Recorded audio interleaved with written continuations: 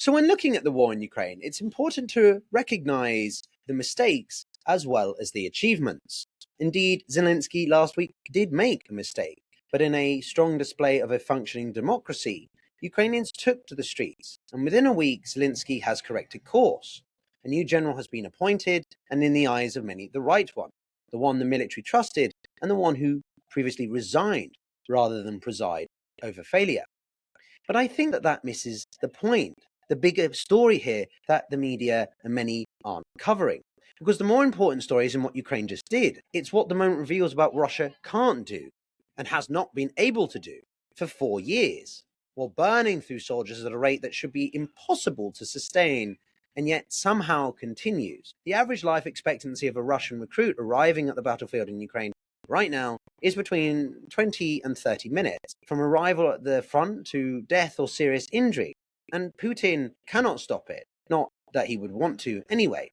He can't even publicly acknowledge it, because the system Putin built was never designed to admit that something has gone wrong. So this structural rigidity, the inability of an autocrat to self-correct under fire, is quietly becoming one of the most decisive factors in this war. And in this video, I wanted to compare and contrast the differences of Ukraine's new appointments versus Russia's never-seeming end of loss of life. Let's get into it. This is the Global Gambit. How's it going, everyone? Welcome back to the channel, where I wanted to react to the appointments that Zelensky had made, the changes that he had made in the past 24, 48 hours, but do so from a comparative stance with Russia and what it means for Putin's war in Ukraine. Because Putin has been making the same mistake, compounded, repeated, denied, for 4 years, arguably even longer. And the system he has built makes it impossible for him to do what Zelensky can do. It's not a moral point, it's a strategic one. And the gap between those two systems is showing up now in the numbers, in the loss of territory, in Crimea, in everywhere you look. Firstly, let's start with Zelensky, because understanding why his removal matters requires understanding what the problem with him actually was. Firstly, Zelensky saved Ukraine in 2022. That's not really in dispute. His defense of Kiev in the war's opening days, his command of the Kharkiv counteroffensive, these were achievements that earned him the commander-in-chief role and defined the future of the war. But war evolves, and the qualities that made Zelensky effective in 2022, centralized control, top-down command, hold at all costs, became liabilities as the war shifted towards this drone-driven, fast-moving, decentralized war that Ukraine has been pioneering. Moreover, Zelensky's own background has a matter to play here. He has incredibly strong links with Russia. His family is based from there, effectively, demonstrating again how intertwined these two countries are historically. But this trickled down into the military element as well, because frontline troops didn't trust him. Not abstractly, specifically.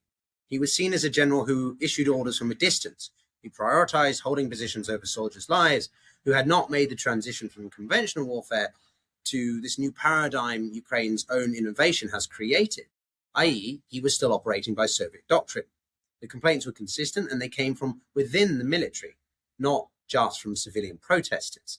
Adaptability is a different kind of officer, and the specific reason he matters is the specific reason he resigned last year. He quit as a ground forces chief after a string of deadly Russian attacks on training bases. He wasn't pushed out, but chose to leave.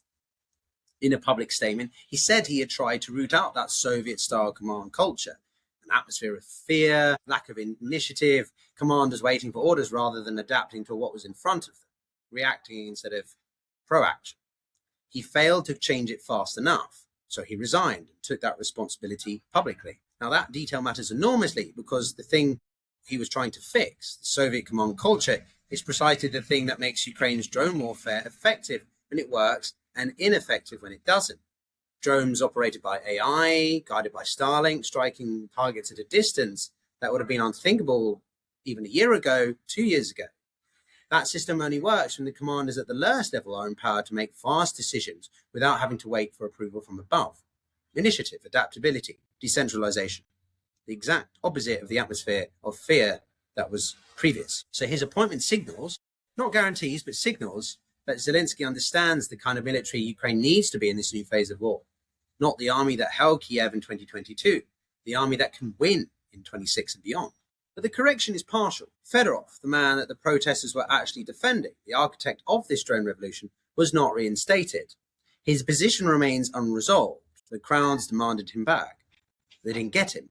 The reshuffle addressed the command structure, but left the innovation question open.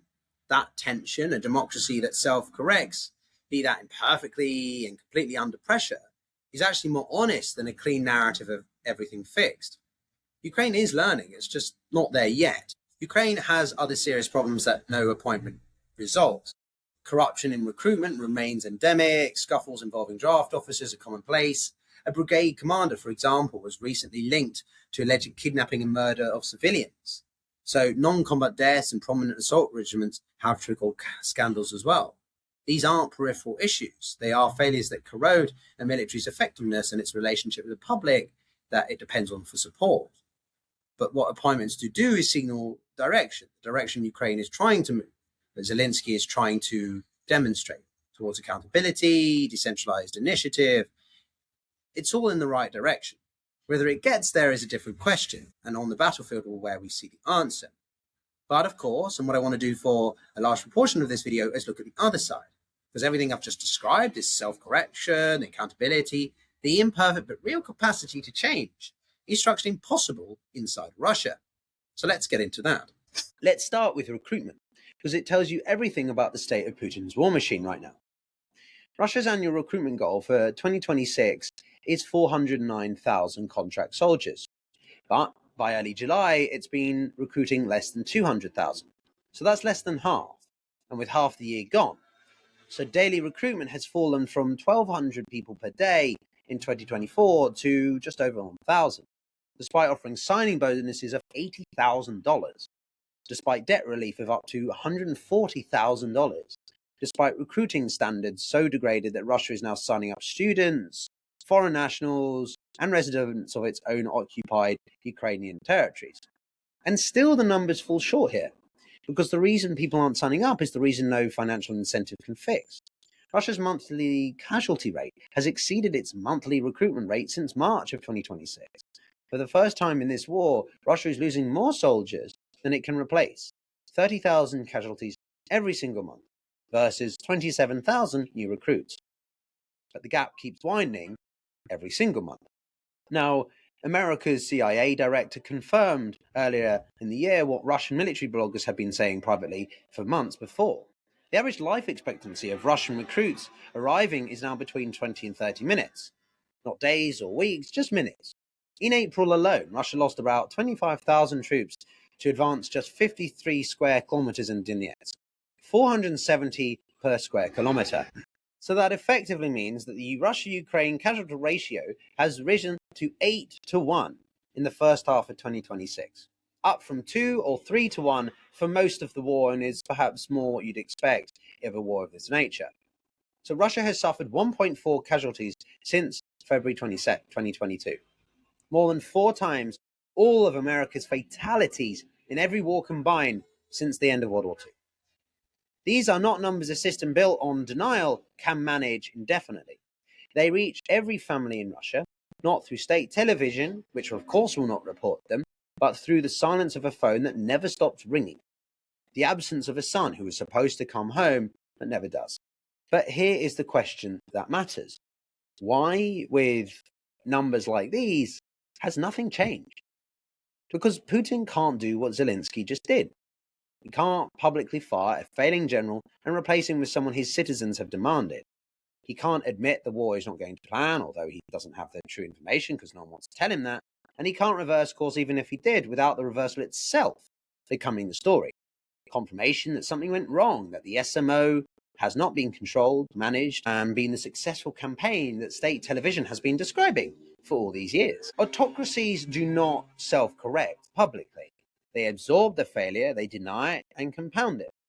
The same attributes that make authoritarian systems look strong in peacetime, the control, the discipline, the absence of visible dissent, actually makes them very brittle under sustained friction of wartime.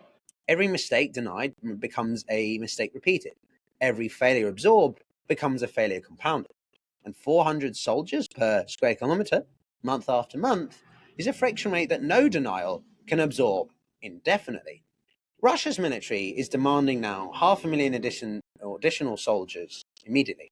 The MOD is warning that without them, the front lines will collapse this winter. The pressure is real. The timeline is urgent. But mass mobilization, the kind of second call out that would actually fill those numbers, carries consequences that terrify the Kremlin more than the front line does. It would pull more men from an already depleted labor force, wrecking a civilian economy growing at only 0.4%, as I reported yesterday, where half of the industrial sectors are already declining. It would trigger protests by soldiers' mothers, the one constituency that has been historically capable of putting real pressure on Russian governments, and it would make the scale of this war visible and personal for every Russian family in a way that 4 years of state television management have carefully prevented. Now, intelligence analysts expect Putin to move after September's elections. October and November are the months being watched when he could have political cover to activate compulsory digital mobilization without the immediate cost of a pre-election backlash. But this is the trap that has no exit. If he mobilizes, he confirms that the war is failing on the terms he set. 4 years of narrative collapse in a single decree. If he doesn't mobilize, though, the front lines continue to deteriorate at 30,000 casualties and climbing a month, all while recruitment falls further still. So there is no version of this that doesn't force him to admit something he has spent 4 years refusing to admit. A winning military does not ever face that choice. This is not something Ukraine is ever going to have to face. But Russia is facing it right now. But to go further still, here is what makes Russia's position different from simply being an attritional war, a difficult war. Difficult wars can be adapted to, strategies can be revised, commanders replaced, mistakes can be corrected, but if the system allows it. Ukraine's system has just demonstrated this. Imperfectly, messily, under protest perhaps, but it corrected. And the general Zelensky appointed after the protests matters specifically because of his track record. Drapati previously resigned as a ground forces chief rather than preside over failure. That act, a general choosing accountability over self-preservation, is structurally impossible in Putin's military. Russian generals do not resign to take responsibility. They disappear. They fall out a window. Or perhaps they receive a different title if they're lucky. They quietly are removed with no public acknowledgement of why. Because public acknowledgement of failure is itself a failure the system can never absorb. And so the failures then compound. The human wave tactics that produce these 20 to 30 lifespans for those on the front line reflect what publicly can't be said about being needed to change. The recruitment crisis deepens because acknowledging it would require acknowledging the casualty rate is causing it. The mobilization decision gets deferred because making it would require admitting the war is nowhere near going to plan. Each deferral makes the next decision harder. Each compounded failure raises the cost of correction that never comes. And so that's what strategic rigidity looks like from the inside. And this is what Ukraine, for all its own problems or the corruption that does exist at some levels, has just demonstrated it can reverse, resolve, and increasingly just avoid. Now, there's a military concept called friction, the gap between how a plan looks before contact with the enemy and how it looks afterwards. Every plan has a friction. Every war has it. But the question is whether your system can adapt to it fast enough to survive. Ukraine's system, not just now, but quite a few times in this war, has shown that it can. Russia's is showing it yet again that it can't. Those soldiers lost, the casualties outpacing recruitment numbers, the lifespan on the front lines, mobilization versus the Kremlin's fears, a narrative that cannot be corrected because correction requires admission, and admission is structurally impossible. Zelensky made a mistake. He listened to people's preferences and demands, and he has now addressed it. This is a system that learns and can continually change even when under fire. Putin has been making the same mistake not just for 4 years, but arguably through the tenure as president of Russia. And the system he built, whilst it centralized all that power and looked so strong, controlled, or disciplined, is actually revealing what it was always going to reveal when the friction became severe enough, that it cannot learn, it can only compound. And that compounding actually has a rate, 30,000 a month, 470 per square kilometre, 20 to 30 minutes. Regardless of how you measure it, these are not favourable numbers. Those are numbers that are not going down, and Putin cannot say any otherwise. So that's it from me, everyone. If you enjoyed this video, then do subscribe, give it a like, it's free, but really helps. And of course, keep a lookout for upcoming videos. We've got David Petraeus returning and Sarah Payne as well. And of course, check out this video here for more on what Ukraine strikes on the weekends means for Russia's war too. Speak soon.